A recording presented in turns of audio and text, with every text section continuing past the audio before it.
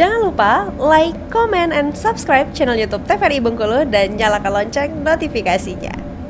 Untuk mengantisipasi wabah sapi ngorok yang menyerang ternak sapi dan kerbau milik warga semakin meluas. Sebanyak 3.000 vaksin sudah disalurkan ke daerah. Selain menunggu pengadaan pusat, sejumlah daerah lainnya melakukan pengadaan mandiri.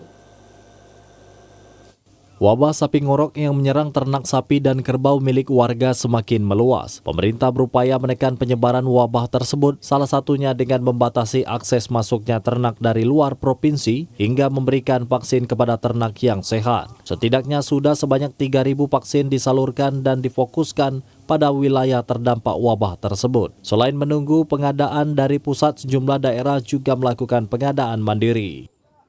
Di pusat dalam beberapa bulan terakhir ini sebesar 3.000 dosis ya, dan itu sudah teralokasi baik itu di Kabupaten Bengkulu Selatan maupun Kabupaten Kaur, dan ada yang sebagian di PT kita. Nah, jadi kita masih punya sekitar 100 atau 200 dosis lagi yang mungkin itu yang bisa kita alokasikan untuk daerah yang sedang mewabah di. Penyebaran wabah penyakit ngorok ini diduga berasal dari masuknya hewan ternak asal Provinsi Sumatera Selatan hingga menyebar ke ternak warga lain. Lucia Mayangsari, TVRI Bengkulu, melaporkan.